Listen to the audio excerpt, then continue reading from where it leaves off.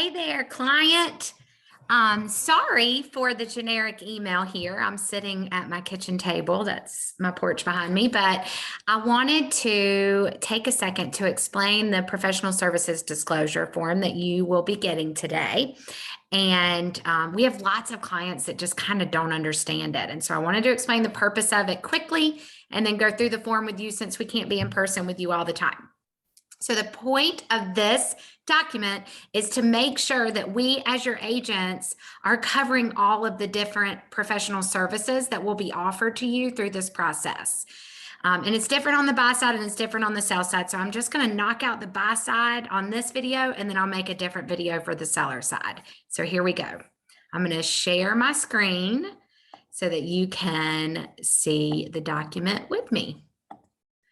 All right, so obviously this is a sample document here, and it goes through all the different professional services that can come up or be available to you as a buyer or seller during this process. Obviously, anytime you are making a sale or a purchase of this size, you're going to want to involve your accountant or CPA. We're going to ask you to waive or initial if you need a referral here. Appraisal is going to happen as it's going to get ordered by your lender. It's an arm's length transaction. So they're going to schedule that with the seller or the seller's listing agent. We'll probably find out when it's going to be, but for the purpose of referring somebody to you, this is not possible since it is an arm's length transaction. The attorney or title insurance company, we do have our favorites that we like to work with. And so we'll go over this option with you. You can work with our people or you can use your own. So you'll either want to select or waive that. Understand that selecting is going to flag us that we need to make a recommendation to you. Waiving means I have my own and I want to use my own. Most of the time you're going to select for the attorney and then certainly for the home inspector. Home warranties are an option. They're not used a whole lot in this market right now, just because it is such an intense seller's market. You want to make the offer as clean as possible. We should have discussed that with you, but they are an option and you can still get one as the buyer and have it paid for on the closing disclosure. So you'll want to waive or select that. For inspections, we recommend a full home inspection. We have a couple of different inspectors that we love to use too. Hopefully we've discussed that with you at this point. Otherwise you'll waive or select that. Don't ever recommend waiving a home inspection. They are expensive, but they are good to uncover other items that we should be exploring. Understand that a home inspector is not a licensed HVAC guy. He is not a licensed builder. He is not a crawl space expert. He is not a roofer, so on and so forth. Sometimes home inspectors can have these licensures, but just know their role here is to uncover any potential issues. If he says there may be an issue in the crawl space or there may be an issue with your HVAC system, we will then have a professional in that area come out and verify if that's the case or not. Same thing with pool and spa. Radon is going to be an option with all of your home inspections. It's usually about $100 to $200 more.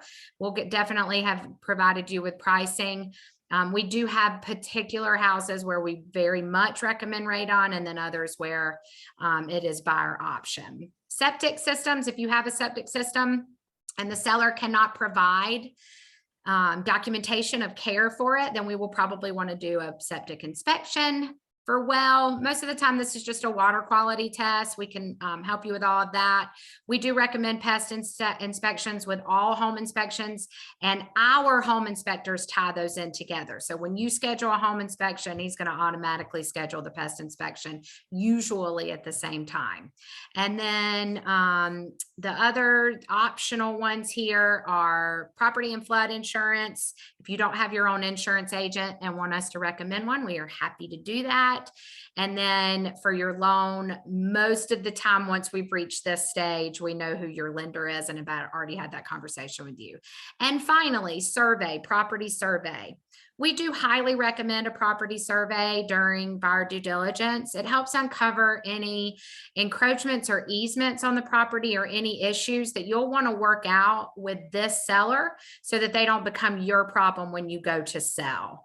We can definitely recommend some great surveyors. It is not a cheap thing to do. It's usually between $400 and $600 for a basic size house, a lot rather, quarter of an acre or smaller, but it is highly recommended. So again, that'll be up to you. You'll want to select or waive. You guys are also going to sign.